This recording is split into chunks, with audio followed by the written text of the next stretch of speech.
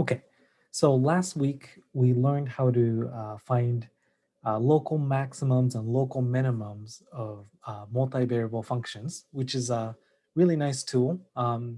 But actually, this tool doesn't quite solve as many problems as we might first like.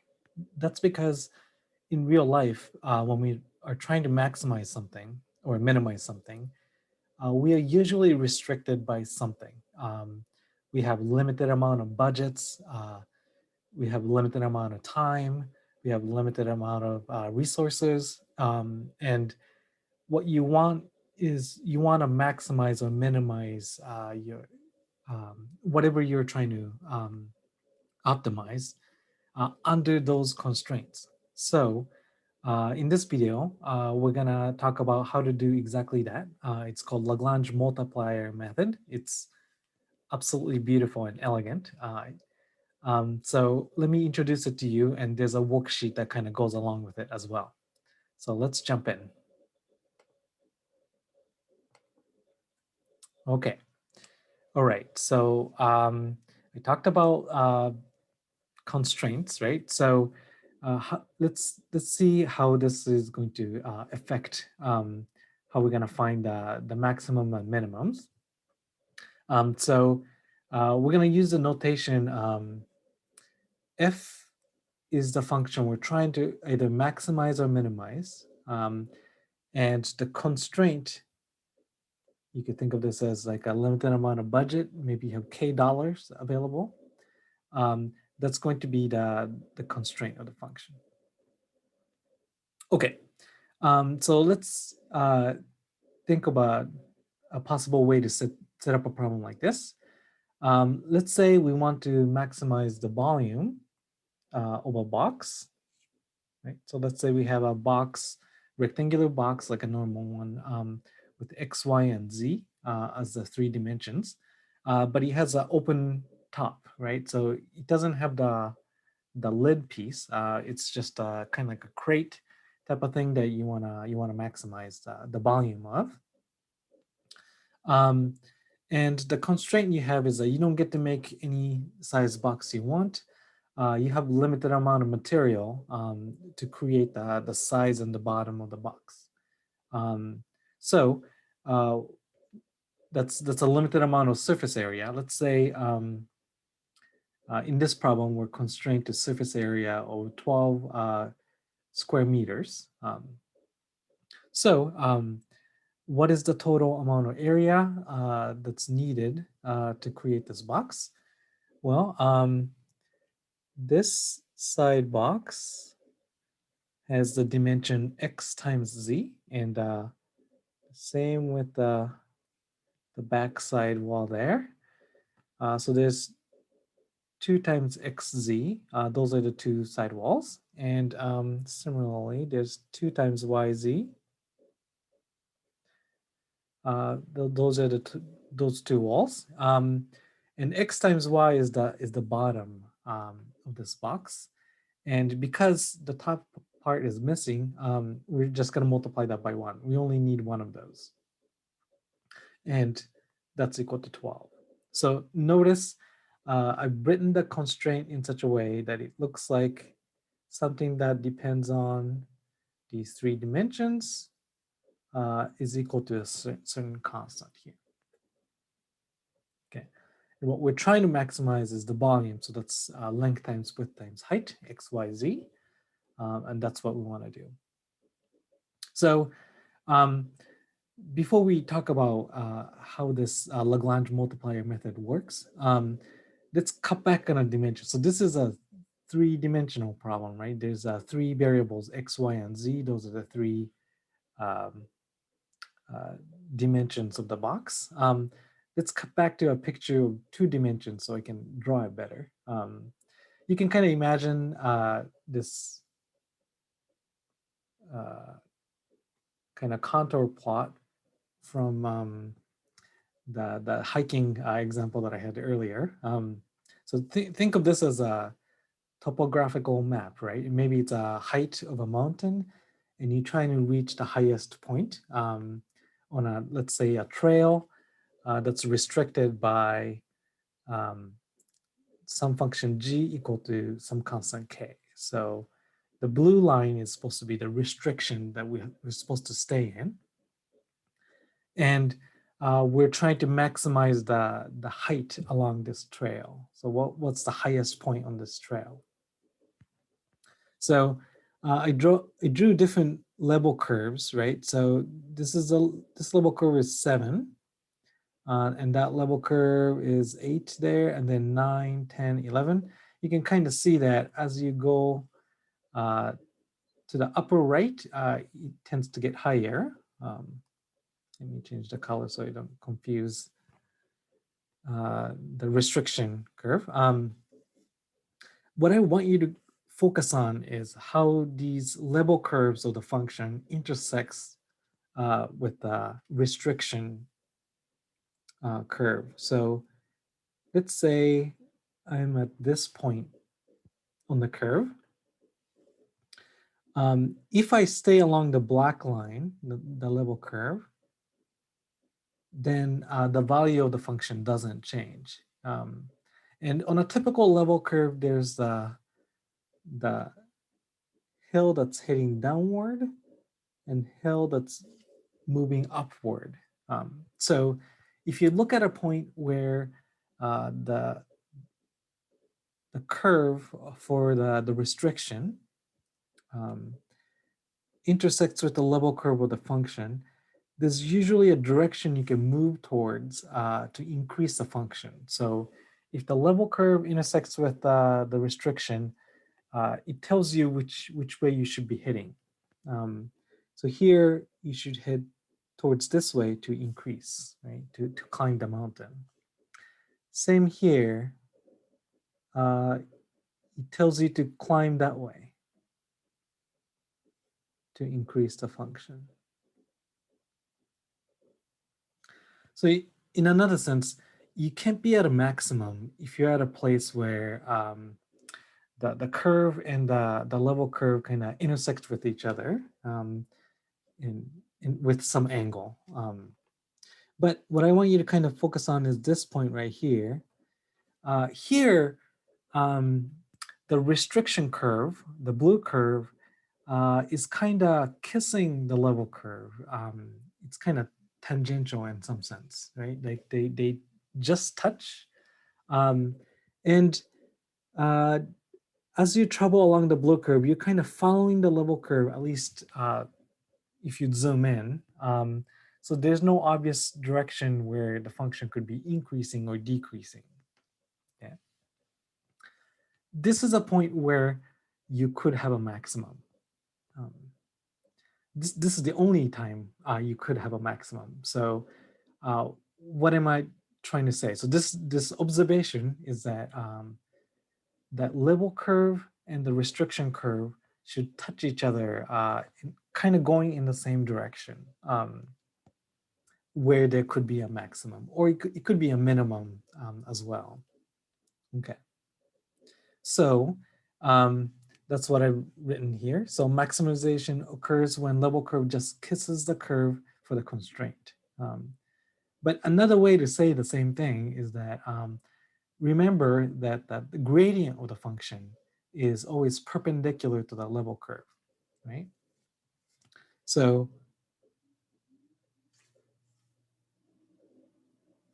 okay, you have a gradient for the function that's perpendicular, and actually gradient for the restriction as well. That's a function, and function restricted to a constant that's like a level curve, right? So this blue curve is a level curve of function g. So the gradient of g is also perpendicular at the same point. It doesn't have to be the same length, but it should be pointing in exactly the same direction, or maybe opposite direction. It could be facing this way as well. So that's a possibility. But either they're parallel to each other, or they're pointing in exactly the opposite direction. Okay. All right. So that's the geometrical observation you needed to make to do this Lagrange multiplier method. So we're going to use this to our advantage. Okay, so now we have a condition of where could be a possible maximum or a minimum along the boundary of this restriction. Okay, it's where the gradient of the original function and the gradient of the restriction are constant multiple of each other. So we're going to have to pick some scalar, and because of traditional reasons, we're using Greek letter lambda.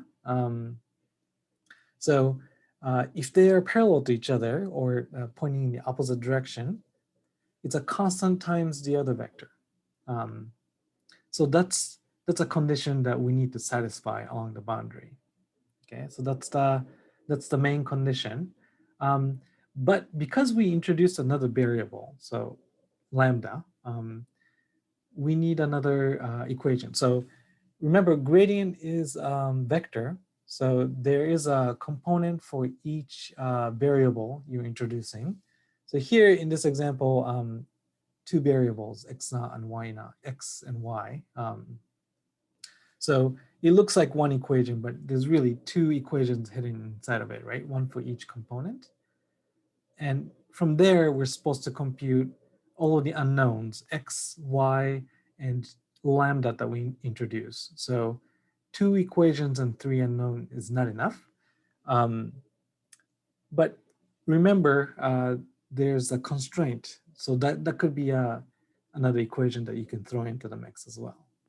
So the constraint of the original problem could give you a third independent equation that could help you solve x and y as well. So here, three equations and three unknowns, we should be able to figure out what they are using algebra. There's a small print. If you're using this method, things will go wrong if the gradient of the restriction function g is 0 along the boundary. But the gradient equal to 0 shouldn't be, this shouldn't happen too often, right? So if you carefully choose those points and consider it carefully, you're gonna be able to find if those happen to be the maximum or minimum or not. So this this fine print isn't too much of a drawback. Okay, let's go back to the volume problem. So that's this one, where we have a restriction of surface area in an open top box, and we want to maximize the volume there. Okay, so we have written down the volume function. This is what we want to maximize. And this is the restriction we have. And we're given a restriction a name, G. Okay, so let's first compute the gradient of both of these functions. So derivative over xyz with respect to x is just yz. And then this is xz and xy. All right. The derivative of g with respect to x is going to be 2z. And then the second term doesn't have any x in it. And the third term has xy. So the derivative with respect to x is just y. Now we're taking the derivative with respect to y. Okay, and then with respect to z. All right. Okay, so now I should have three equations. So we have one for each component. So yz should be equal to lambda times 2z plus y. And xz is equal to lambda times 2z plus x. And xy is equal to lambda times 2x plus 2y. Okay, so far we have 3 equations and 4 unknowns. I should also introduce this last equation. 2xz plus 2yz plus xy is equal to 12. All right. Okay, so 4 equations and four unknowns.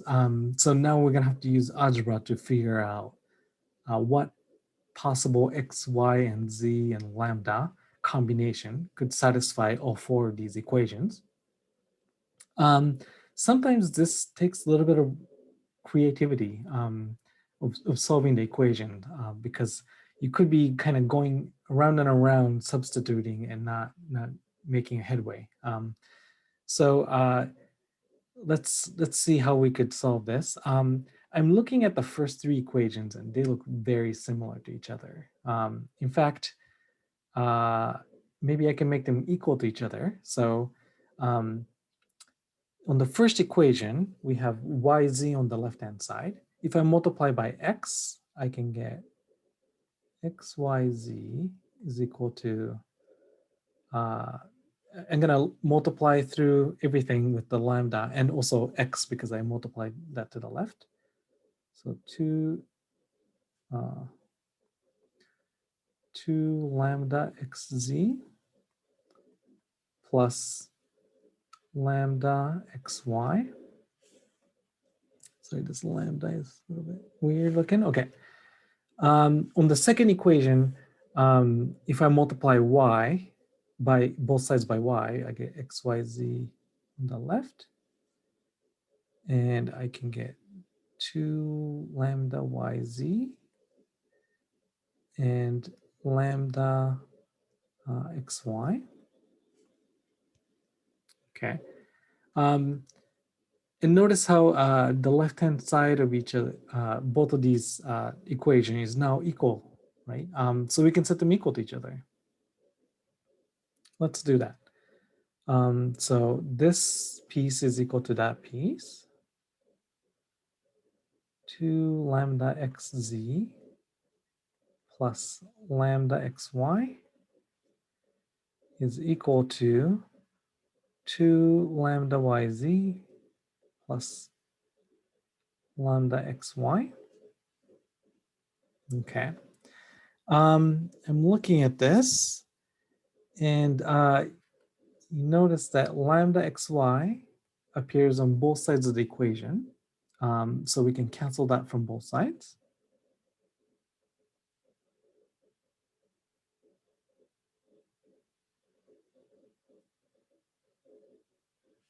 Okay. And we could divide both sides by 2 lambda. So I should note that because the gradient is not allowed to be 0 along the restriction curve, this scalar lambda isn't allowed to be 0 either. So I am allowed to divide by lambda or 2 lambda, and we get xz is equal to yz.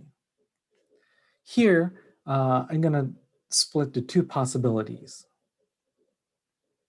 Okay, so lambda couldn't be 0, but that doesn't mean the other variables can be 0 either. In this case, z could be 0, or z doesn't have to be 0. The reason why I split it this way is because if z is equal to 0, this equation is automatically satisfied because anything times 0 is 0, and that's going to be equal to each other. So if z is equal to 0, then we move on in a different direction. If z is not equal to 0, then I can divide both sides by z to get x have to be equal to y. So there's more algebra we could do when z is equal to 0, but now we kind of think back to the original problem. And in this case, z equals 0 means it's a flat sheet of bottom piece.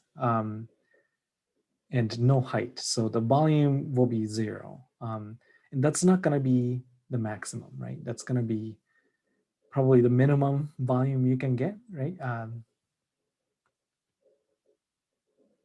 So because of the situation that would happen when z is equal to 0, that's not going to be the maximum. So we don't have to pursue that route.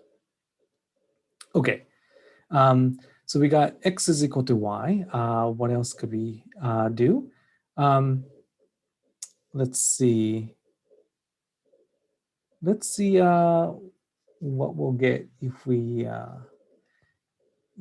take the third equation and multiply it by z, because the first two gave us a useful equation. So if I take the third equation and multiply by z,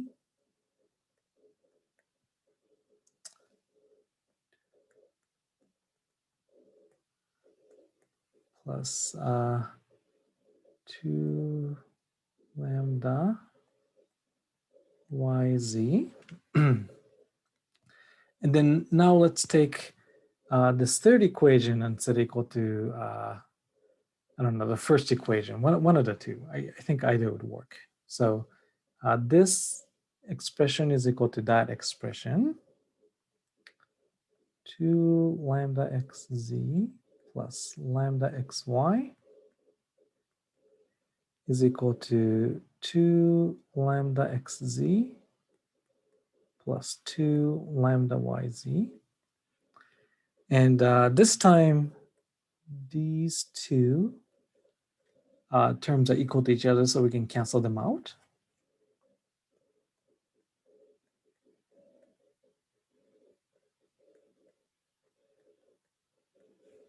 Okay. And again, lambda is not allowed to be 0, so we can divide both sides by lambda.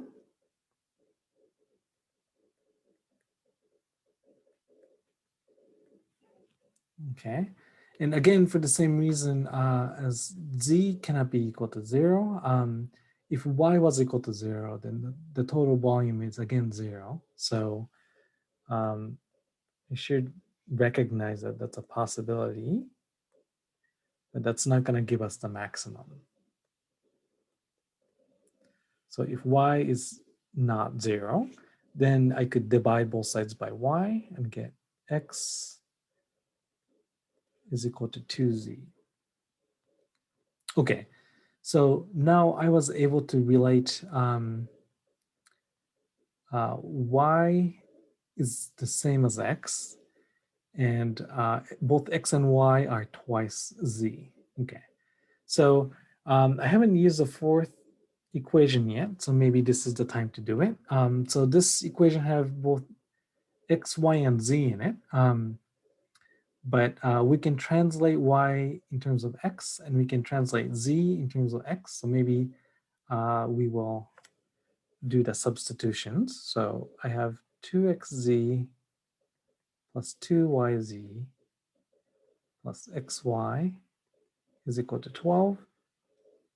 I know that 2 times z is the same thing as x from here. So if I substitute 2z for x, I'll get x squared here. And here, again, I have 2z. So 2z is equal to x. And also, y is equal to x. So this second term is also x squared. And on the third term, I have x times y. And y is the same as x. So I could write this as x squared as well. Okay, now we're getting somewhere. So 3x squared is equal to 12. X squared is equal to 4. So x is plus or minus 2. And then here, because of the situation we're in, the dimension of the box cannot be negative. So I could eliminate that possibility. So x is equal to 2, and x is equal to y. So y is also 2. And x is equal to 2z, so z is equal to x over 2, or 1 in this case. And we just found one point, the coordinate 2, 2, 1, that satisfied this Lagrange multiplier condition. So that's got to be the maximum.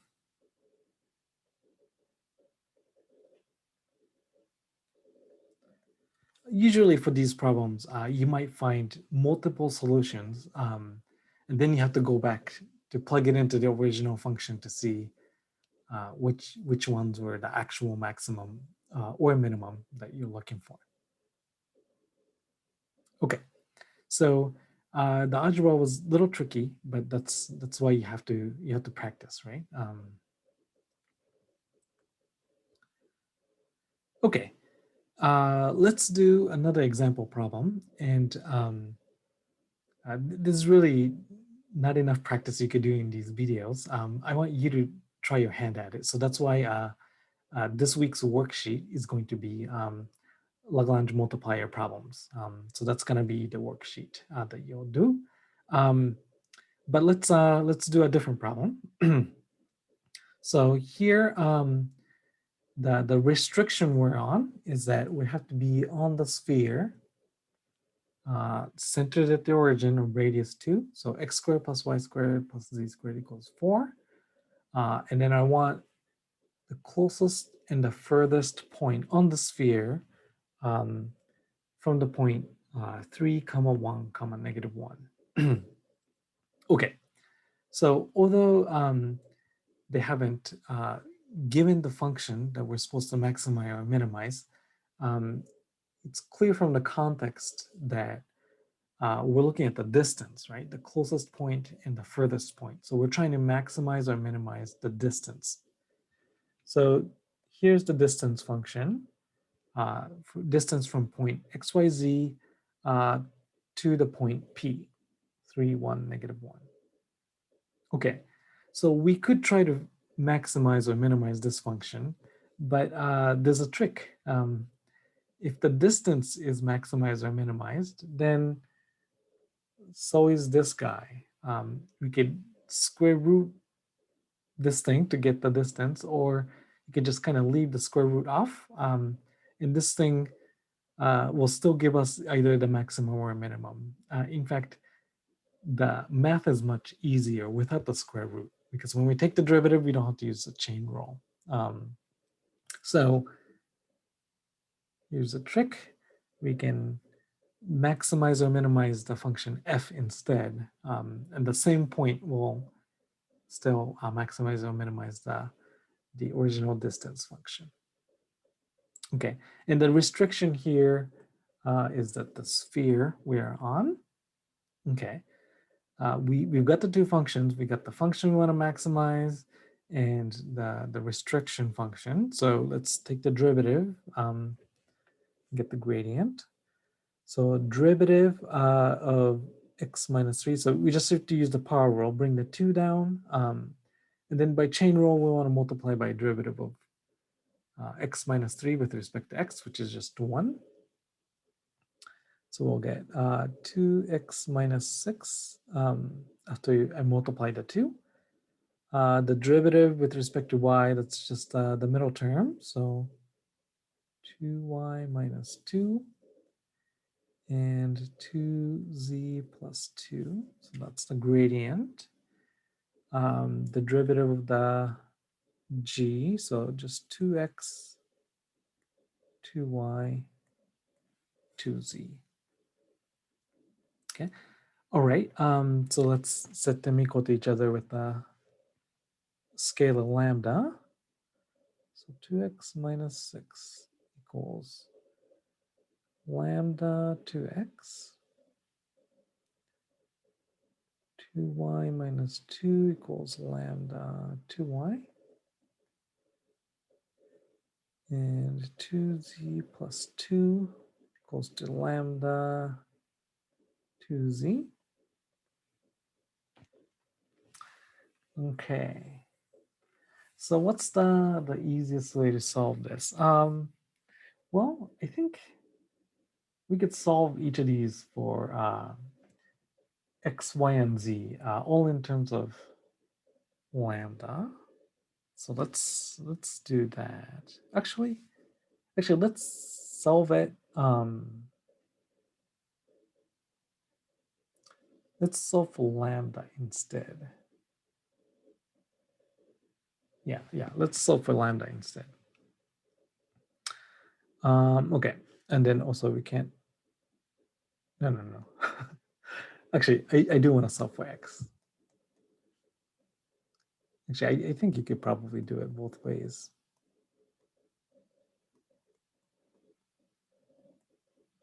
Okay, so I brought this over to the left-hand side. I'm going to bring the -6 over to the other side by adding by 6.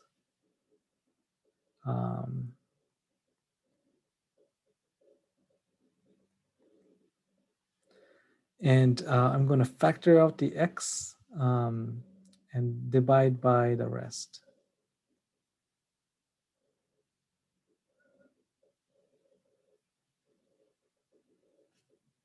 Okay.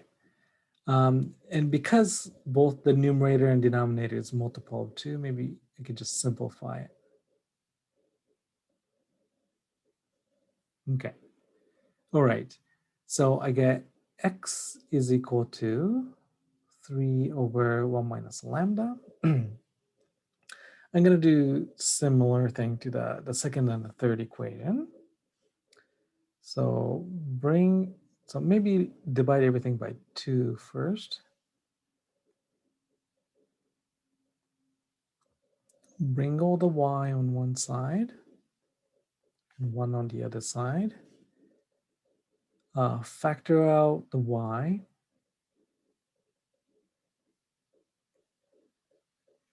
And divide by the rest. Okay, so that's our function y.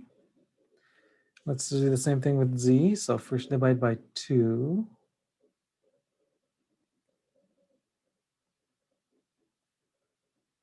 Bring z to one side. Factor out the z and divide. Okay. All right, so I have an expression just involving lambda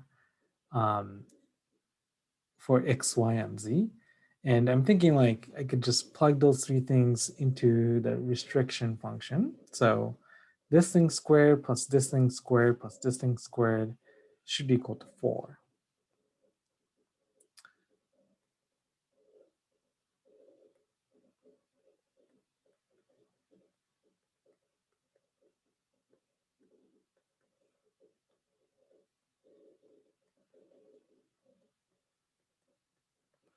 Okay.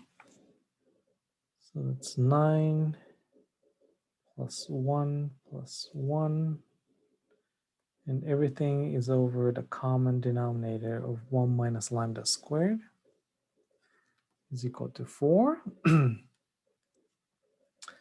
Okay, so let's see. That's 11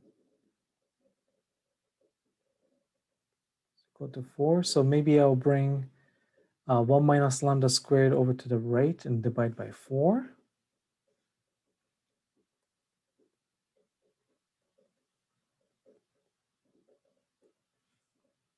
Okay.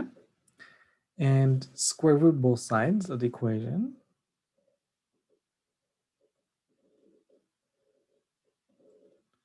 Let's see, square root of 4 is 2. Okay. And then I get subtract 1 from both sides.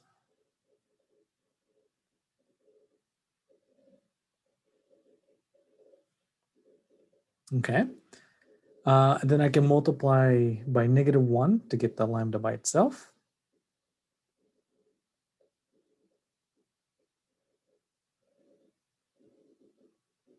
Okay, so I got 2 possible values for lambda. So let's plug it in to get the x, y, and z. So let's see. If I plug in, let's do the 1 plus root 11 over 2 first. So x is 3 over 1 minus lambda. So 1 plus root 11 over 2. Let's see, so the 1 will cancel out, and we'll get 3 divided by negative root 11 over 2. I hate fraction inside of fraction, so I'm going to multiply top and bottom by 2.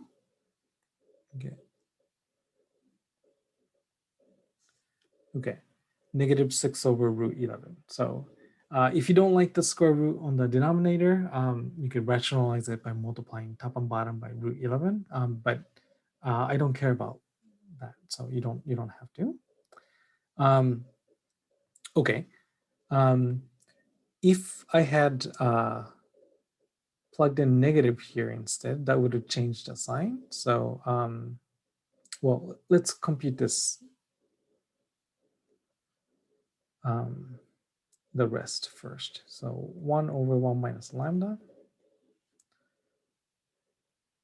Oops, just 1.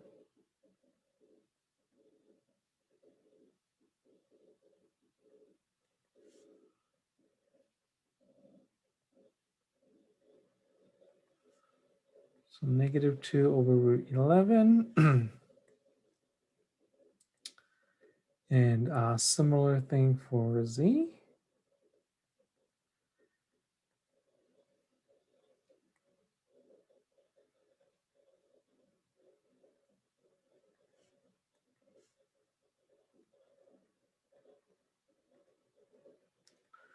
Okay. So that's your x, y, z. So that's one candidate for closest or the furthest point.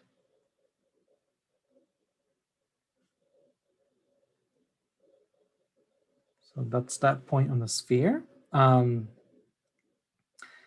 another candidate is if we had plugged in negative 1 minus root 11 over 2. And you might be able to tell from the algebra we've done before. It's only going to flip the sign on this thing, which will flip the sign on the result. So it's actually exact same coordinates, just a signs flip for x, y, and z. Okay, and it kind of makes sense that if you're looking at a sphere and you're looking at a point outside of the sphere, the closest point on the sphere and the furthest point is negative of each other. They're antipodal of each other. And we're looking at the point 3, 1, negative 1. So just by looking at the sign, I think I can tell that this is the closest point, and this must be the furthest point to the point P. Okay. All right, that's a lot of tricky algebra. Okay, so I want you to try a hand at solving these Lagrange multiplier problems. They're very useful. It's something that I really want you to take away from this class. So there's the worksheet that goes along with it. You might have noticed that the algebra for these problems are a little bit tricky. So if you get stuck, don't hesitate and ask the Discord for help, or come to my office hour. I want to make sure that you can get this. So we'll see you later then.